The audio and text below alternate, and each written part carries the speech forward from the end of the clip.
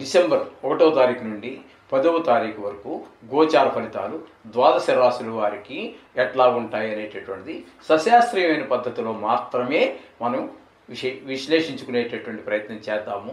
దీంట్లో అతిశయోక్తులకి కానీ చేసి ఏదో కోటీశ్వరుడు అయిపోతావు, తెల్లారి లక్షాధికారి అయిపోతావు, ఇద్దరు పిల్లలు వస్తారు, అమ్మాయిలు వస్తారు, స్త్రీలు ప్రవేశిస్తారు, ఇటువంటివి ఏమీ ఉండవండి.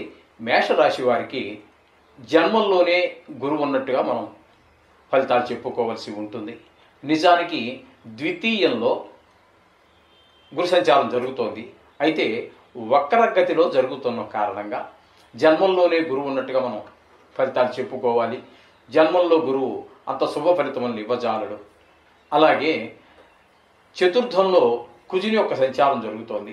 చతుర్థంలో కుజుని యొక్క సంచారం కూడా మనకి శుభ ఫలితములను ఇవ్వజాలదు. ఇక్కడ ఏమిటంటే కుజుని యొక్క ఫలితాలు చతుర్థంలో ఏ విధంగా ఉంటాయి అంటే కొంచెం తల్లి గారి యొక్క ఆరోగ్యం కొంచెం ఇబ్బంది పెట్టేటువంటి పరిస్థితి ఉంటుంది. అలాగే విద్యలో కొంచెం వెనకబడేటటువంటి పిల్లలు విద్యలో వెనకబడేటువంటి పరిస్థితి ఉంటుంది. లేదా ఈ జాతకుడే మేషరాశి జాతకుడే విద్యార్థి ఉంటే అతని యొక్క విద్యలో కూడా వెనకబడతాడు. అలాగే రియల్ ఎస్టేట్ వ్యాపారం చేసేవారు ఎవరైనా ఉన్నట్టయితే భూములు ఇళ్ళు కొనేటటువంటి వారు అమ్మటం చేస్తూ ఉంటారు. అటువంటి వారికి కూడా కొంచెము ప్రతికూలమైనటువంటి ఫలితాన్ని కుజుడిస్తూ ఉంటాడు. ఈ విధంగా ఉంటుంది. అలాగే కొన్ని సందర్భాలలో గాయాలు అయ్యేటటువంటి అవకాశం కూడా ఉంటుంది. అది వాహన చోదనం అంటే ద్విచక్ర వాహనం మీద కానీ లేదా 4 చక్రాల కారు మీద కానీ వెళ్ళేటప్పుడు కావచ్చు, లేదా నడిచి వెళ్ళేటప్పుడు కావచ్చు, మొత్తం మీద కొంచెం తగు జాగ్రత్త తీసుకోవలసి ఉంటుంది. అందుచేత ప్రమాదాలు జరిగేటువంటి అవకాశం ఉంది. కాబట్టి తగు జాగ్రత్తగా నడపడం కానీ బస్సులు నడపడం కానీ అవన్నీ జాగ్రత్తగా చేసుకోండి, బాగుంటుంది. ఇకపోతే కొంచెం కోపం కూడా ఎక్కువ వచ్చేటువంటి అవకాశం ఉంటుంది. అది కూడా కొంచెం తగ్గించుకుంటే మంచిగా ఉంటుంది. ఇకపోతే 6వ స్థానంలో కేతు యొక్క సంచారం జరుగుతోంది. 6వ స్థానంలో కేతు యొక్క సంచారం మంచి శుభ ఫలితాలన్నీ ఇస్తూ ఉంటుంది. ఆరోగ్యం బాగుంటుంది. మీరు ఏదైనా రుణాల కోసం అంటే మీ పిల్లల యొక్క విద్యాభ్యాసం కోసం కావచ్చు, ఏదో ఒక గృహమో స్థలమో ఏర్పరచుకోవాలి అనేటటువంటి ఉద్దేశంలో కావచ్చు, లేదా ఏదైనా అనారోగ్యాల వల్ల కావచ్చు, మొత్తం మీద రుణానికి అప్లై చేశారు. అది గవర్నమెంట్ బ్యాంకులు కావచ్చు, ప్రైవేటు ఫైనాన్స్ సంస్థలు కావచ్చు, ప్రయత్నం చేస్తే ఆ ప్రయత్నాలు మీకు అనుకూలమైనటువంటి ఫలితాలు వస్తాయి. రుణాలన్నీ కూడా మీ చేతికి వచ్చేటువంటి అవకాశం ఉంటుంది.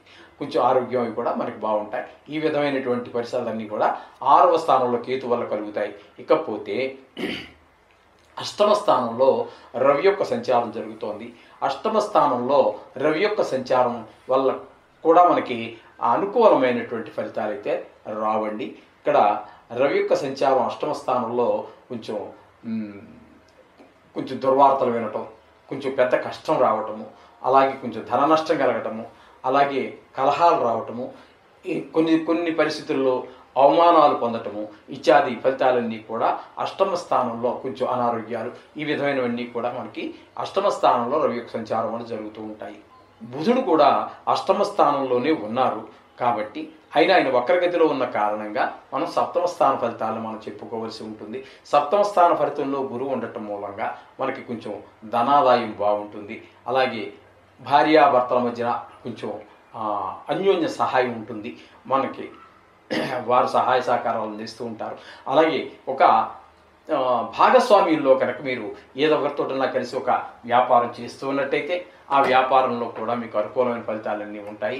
వారి భావాలు మీకు నచ్చుతాయి, మీ భావాలు వారికి నచ్చుతాయి. తద్వారా కొంచెం లాభాలు ఎక్కువగా పొందే అవకాశం కూడా మనకి ఈ 7వ స్థానంలో బుధుడి యొక్క ఫలితాలుగా మనం చెప్పుకోవచ్చు. ఈ విధమైనటువంటివన్నీ కూడా మనకి 7వ స్థానంలో బుధుని యొక్క సంచారంగా చెప్పుకోవచ్చు. ఇకపోతే శుక్రుడిని కనుక తీసుకున్నట్టయితే ఈ పీరియడ్లో ఈ 10 రోజుల సందర్భంలో శుక్రుని యొక్క సంచారము 2 రాసుల్లో సంచారం చేస్తూ ఉన్నారు.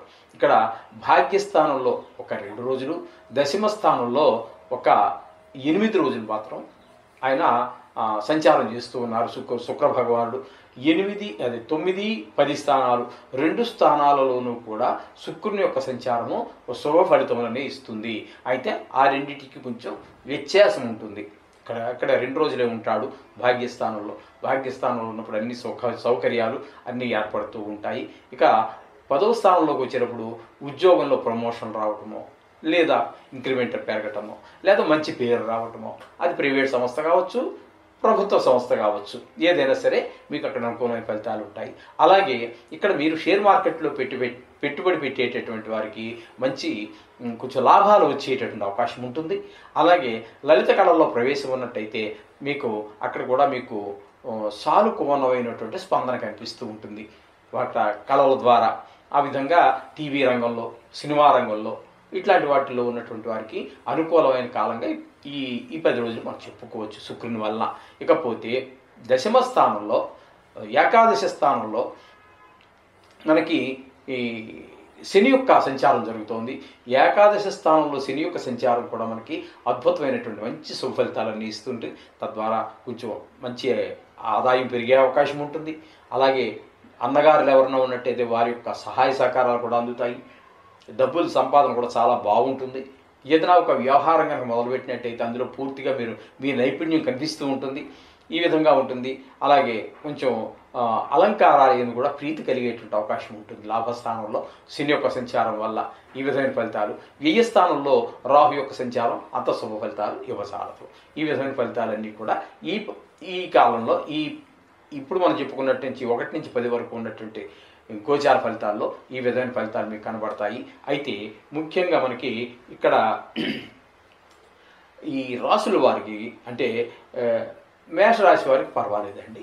ఈ 4 గ్రహాలు శుభప్రదంగాను, 4 గ్రహాలు అశుభ ఫలితాలు ఇస్తూ ఉన్నాయి. అంచేది పర్వాలేదు. ఇక్కడ మేషరాశి వారికి 4 అట్లా 4 ఇట్లా ఉన్నాయి కాబట్టి మంచి ఫలితాలుగానే మనం చెప్పుకోవచ్చు. ఏదైనా కార్యం ప్రారంభిస్తే కొత్తగా కూడా మీరు ముందుగా ధైర్యంగా వెళ్ళవచ్చు అని చెప్పవచ్చు. ఈ విధమైన ఫలితాలన్నీ మేషరాశి వారికి సంభవిస్తూ ఉన్నాయి.